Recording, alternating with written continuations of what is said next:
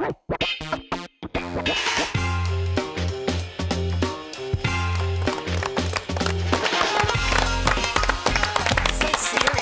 back to Aotearoa Social Club. I'm Thane Kirby. You probably bumped into her on a dance floor at a music festival, witnessed her prowess hosting launch parties around the city. She is Helena McAlpine, everybody.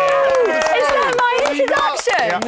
I wrote that earlier this week, you know. Bumped into me on a dance floor or maybe picked me up off the dance floor. Pretty I much. fell over the other night and I'm still sore and bruised. Oh, wow. Actually, might have been in your vicinity as well at one point. I apologise for that. We've had some good times falling over together over the years, haven't we? Haven't we over the years? Now, you know, you were a TV presenter. What was that like? How did you first come to New Zealand? Because you're from the UK. Yes, I am. Got the London accent going on, not as posh as it could be. I met a great boy from the Waikato when I was working at British Telecom. Can you imagine that? Wow. I had a proper grown-up job at one point. Yeah. I didn't know what the hell I was doing. Was he a Maori? No, he wasn't a Maori boy. No. He's a nice white boy. My mother approved. Oh, okay, fair enough. But yeah, I had this grown-up job, and it took them 2 years from working there to realise I didn't know what I was doing, so I got fired. And then I was like, oh.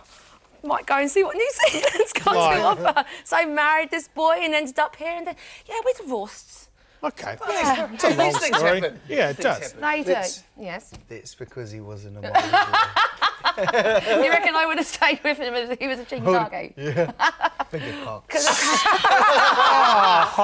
Sorry. Fill the London gap. Yeah, fill the London gap. I love that. Anyways, I mean, you know, you've TV, bit of radio, but now I'm just going to hit straight into the touchy subject. The big C. You know, you've got the breast cancer, right? Oh, I thought you were talking about carnavals. I love midgets. No. Small hands smell like cabbage. Yeah. No, OK, cancer, yes. Yes, I have cancer, and I've seemingly been sort of doing the big cancer thing for about 4.5 years now, back in 2009. After a pretty big bout of depression, I can remember talking to you about this at one point back then. I sort of came through the other side and went, yeah, life is awesome, I'm going to live forever. You say, what? I got cancer? Oh, my God. Yeah. But, you know, when you come through that sort of depression, you really do feel that you can deal with anything. So cancer for me was just a tangible thing. It was a bit of a lump, actually 2 massive, huge, I'm not kidding, like that sort of size lumps. And they were so big, one of them was actually sticking out the side of my boob. Yeah. I went to the doctors actually because we were doing that DJ competition. Right, yeah. And I couldn't hear anything. I'd burst an eardrum. So I went to the doctors and went, oh, have a look at this. Oh, and while you're here, what do you think of this? And the doctor sort of had a feel, and he was very good looking, very young. And he had a feel, and I was like, no, the other one. Are you sure you checked him out? But, you know, doctors are taught not just how to treat people, but they're taught how to be professional. And his face dropped, and I looked at him and thought, oh, this doesn't look good. And he sort of went, oh, hang on a second. Steve! Steve, come in here and have a look at this. So Steve came in and Steve had a bit of a poke and went, Brenda! Mate, come in. I ended up with 4 of them all around me, just poking.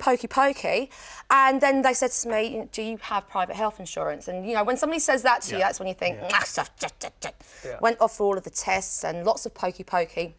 A few days later, literally 3 weeks after my 31st birthday, I got diagnosed with hormone-dependent, very aggressive breast cancer. Right. 4 weeks after that, I had the mastectomy where my breast was completely removed, nipple flung off and scooped out, and muscle and skin taken from my back, about that much. Pulled on rounds, an implant put in. What do you think? Yeah. Great work. Classy. Thank you. Wonderful. And then after that, a month later after that, I started chemotherapy, and then on New Year's Day, 2010, I lost my hair. So, you're dealing now with how long?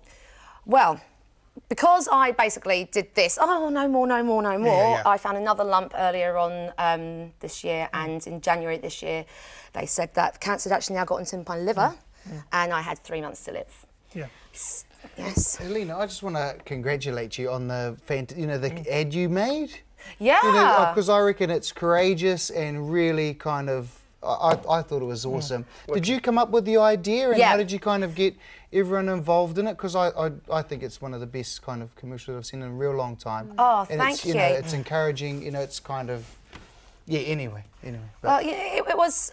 when I found out that I had 3 months to live in January, and you know, I had a little bit more treatment and my ovaries taken out, and now they say I've got maybe 1 to 3 years, and I still think it's an absolute load of bollocks.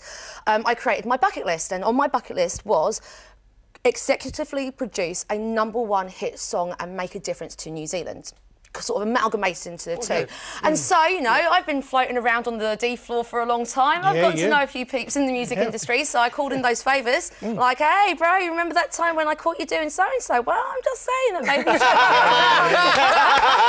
Come on, boy. So you're working your way through your bucket list, but tell me what the charity that you're supporting. Okay, I work very closely with the New Zealand Breast Cancer Foundation, and the whole video, the beautiful message that we want to get out to every single woman in New Zealand can be found at ourwoman.co.nz, and there's a little pink click button. It shares with everybody on your Facebook. It's very viral. Fantastic. It's like a nasty cold. Oh, there you go.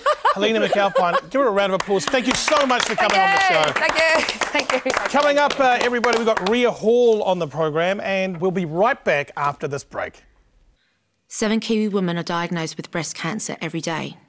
In 2008, I was one of them, but I didn't catch mine in time.